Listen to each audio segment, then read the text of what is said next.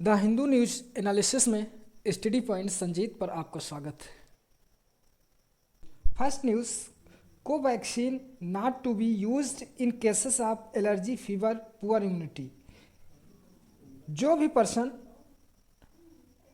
कमज़ोर प्रतिरक्षा तंत्र वाले, जिनकी इम्यूनिटी कमज़ोर है या फिर किसी गंभीर बीमारी से ऑलरेडी पीड़ित हैं या फिर वे पहले से ही किसी बीमारी के प्रति मेडिसिन वगैरह ले रहे हैं और एलर्जी या बुखार, ब्लीडिंग डिसऑर्डर से इन्फेक्टेड पर्सन या जो प्रेग्नेंट वुमेन हैं या लैक्टिंग वुमेन्स हैं, तो इनको कोवैक्सीन न लगाई जाए। ये जो भारत बायोटेक है, भारत बायोटेक के द्वारा ये वार्न्स किया गया है कि इनसे पीड़ित व्यक्तियों को कोवैक्सीन ना यूज़ की जाए। तो जो भारत बायोटेक है, भारत बायोटेक के द्वारा कोवैक्सीन डेवलप की गई है। यहाँ पर हम देख लेते हैं आखिर वैक्सीनें क्या होती हैं।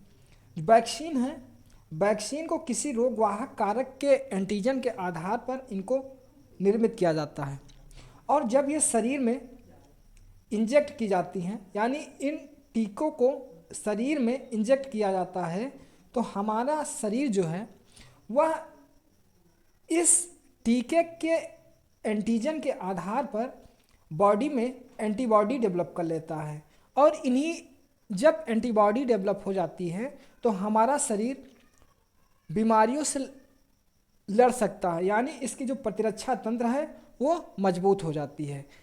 तो जिस रोग कारक के प्रति टीके का निर्माण किया गया है, वैक्सीन बनाई गई है, उसी के प्रति एंटीबॉडी डेवलप होती है और उन्हीं रोग कारकों से हमारे शरीर की रक्षा करती है। तो वर्ल्ड की जो सबसे पहले वैक्सीन थी वह चेचक की वैक्सीन एडवर्ड जेनर के द्वारा बनाई गई थी। अभी तक 16 जनवरी से जब से टीकाकरण शुरू हुआ है, 1.48 लाख लोगों को वैक्सीनेट किया गया है, जिनमें से 580 इसके एडवर्स केसेस देखने को मिले हैं, यानी कि ये इसके नेगेटिव इम्पैक्ट हैं 1.48 लाख में 580। नेक्स्ट, ये जो तांडव वेब सीरीज़ है, तो तांडव वेब सीरीज़ के एग्नेस्ट में लोगों के द्वारा अमेजॉन प्राइम वेब सीरीज़ पर के एग्नेस्ट में प्रोटेस्ट किया जा रहा है। ये जो तांडव वेब सीरीज़ है, इसके कारण लोगों का कहना है कि जो हिंदू रिलीजन है, तो हिंदू रिलीजन को ये हैम्पर किया है, इसी के कारण ये लोगों के द्वारा प्रोटेस्ट किया जा रहा है। तो यह तांडव एक वेब सीरीज है जिसमें डिम्पल कबाड़िया और सैफ अली खान हैं। एक Congress NCP demand JPC probe into chats between Arnab's ex BARC's यू। तो इस न्यूज़ में जो कांग्रेस और नेशनल कांग्रेस पार्टी है उसके द्वारा डिमांड की जा रही है कि जो Republican TV editor Arnab Goswami और फार्मर यक्स के बीच जो भी चैटिंग हुई है उसकी निष्पक्ष जांच हो। तो आखिर इसमें मुद्दा जानने से पहले हम जो बार्क है एग्जाम पॉइंट ऑफ व्यू से जान लें। तो BARC Bhabha atomic research centre या मुंबई में स्थित है और इसको 1954 में फॉर्म किया गया था। जब इसे 1954 में स्टेबलाइज किया गया तो उस समय इसका नाम AEET था। आगे चलकर 1967 में इसका नाम भाभा एटॉमिक रिसर्च सेंटर कर दिया गया। क्यों? क्योंकि जो हमारे देश का एटॉमिक प्रोग्राम शुरू किया गया तो वो होमी जहांगीर भाभा के द्वारा शुरू किया गया था। इन्हीं के नाम पर, इन्हीं की याद में इस एटॉमिक रिसर्च सेंटर का नाम भाभा एटॉमिक रिसर्च सेंटर कर दिया गया और यह प्रेजेंट में मुंबई में सिचुएटेड है। तो भाभा एटॉमिक रिसर्च सेंटर कहाँ है? मुंबई में है।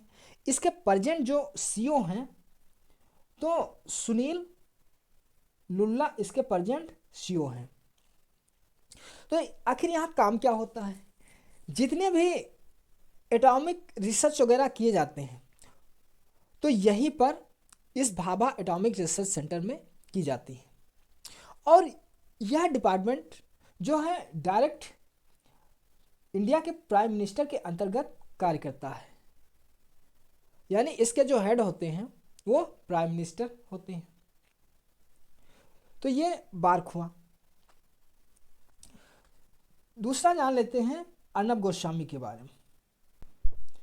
अर्नब गोस्वामी ये जो रिपब्लिकन टीवी है, रिपब्लिकन टीवी के एडिटर हैं। इनके द्वारा जो अपनी टीवी का टीआरपी बढ़ाने के लिए काफ़ी न्यूज़ चैनल वाले क्या करते हैं कि हमेशा ये अपनी टीआरपी बढ़ाने के चक्कर में लगे रहते हैं।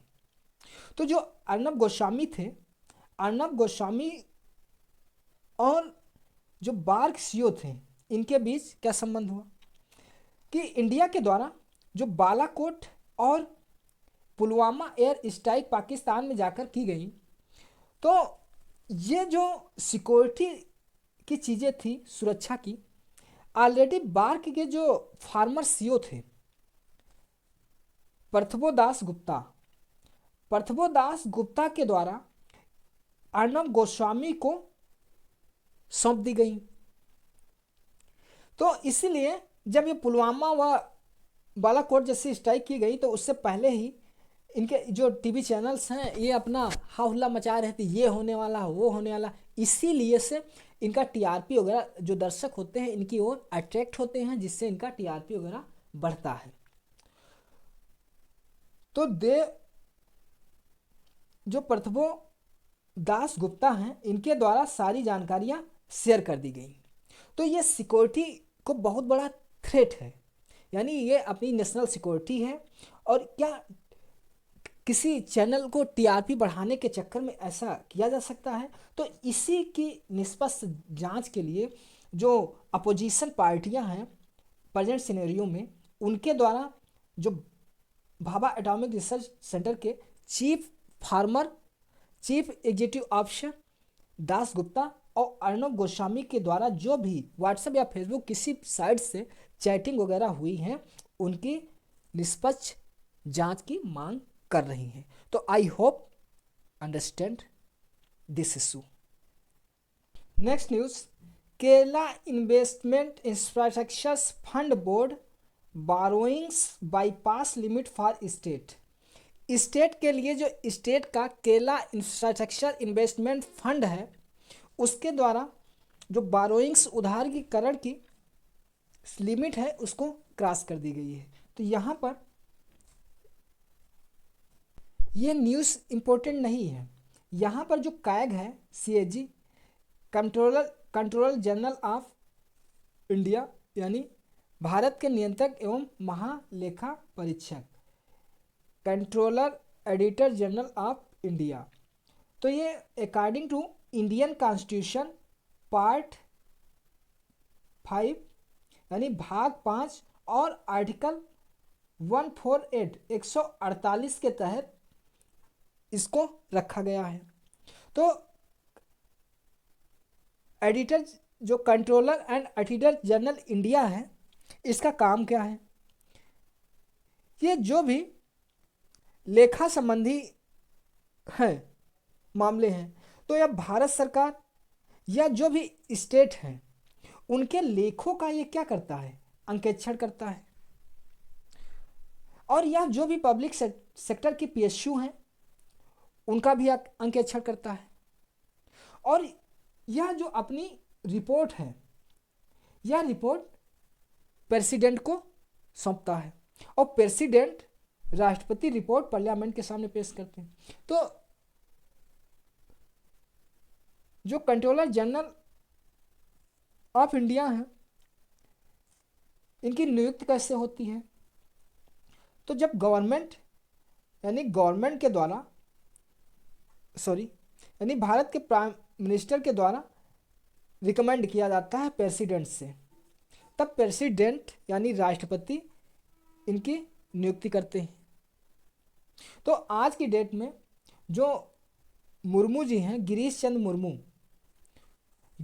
मुर्मू 14वें controller auditor general of India हैं और इनका कार्यकाल जो है 6 वर्ष या 65 वर्ष। इसका मतलब कि इनका कार्यकाल जो है 6 वर्ष तक या फिर 65 वर्ष, यानी दोनों में से जो भी पहले क्राइटेरिया कंप्लीट हो जाए तो उसकी के अकॉर्डिंग इनका कार्यकाल सर्टेन रहता है।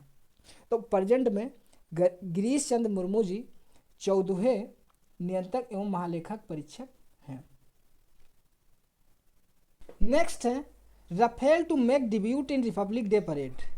जो राफेल लड़ाकू विमान हैं ये इस रिपब्लिक डे पर डिब्यूट किए जाएंगे। तो ये राफेल फ्रांस के द्वारा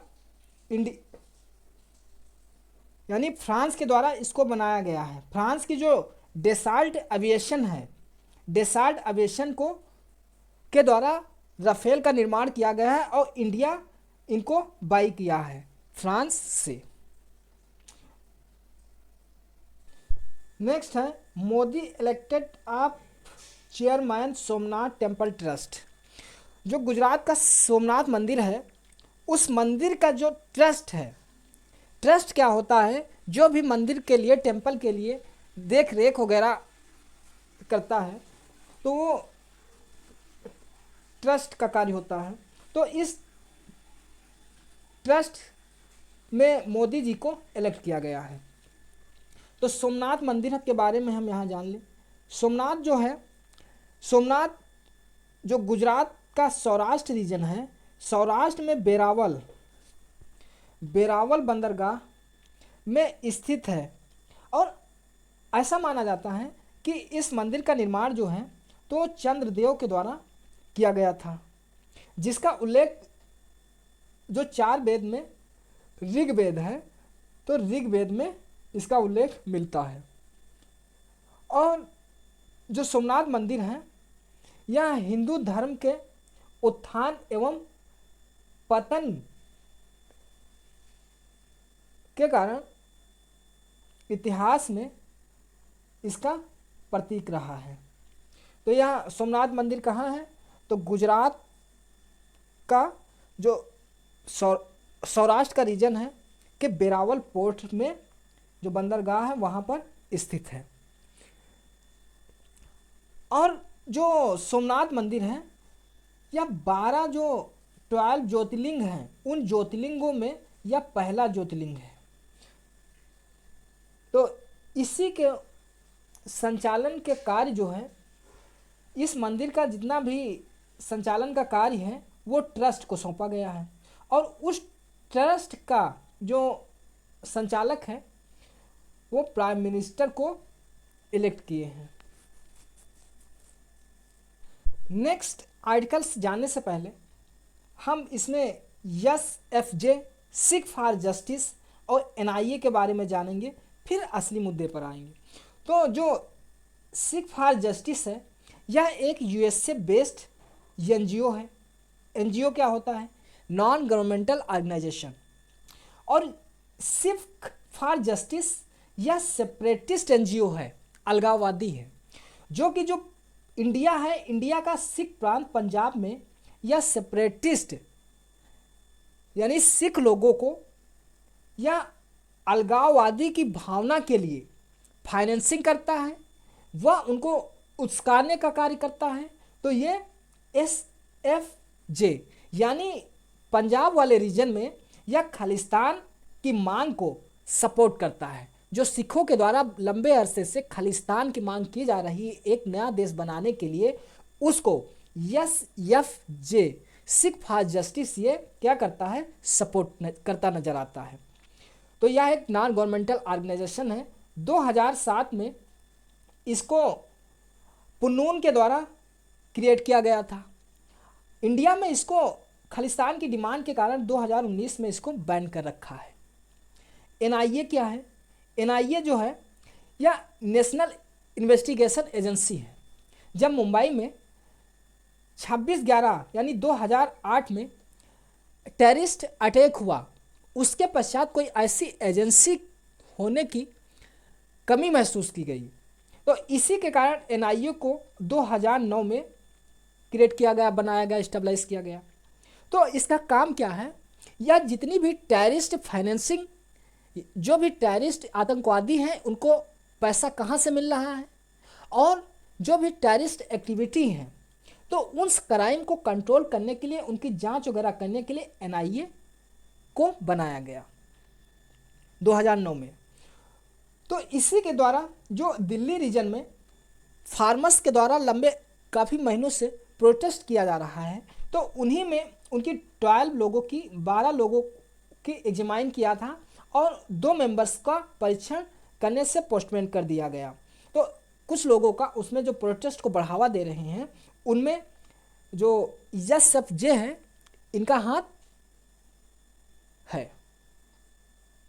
next, new monsoon forecast models on the avail.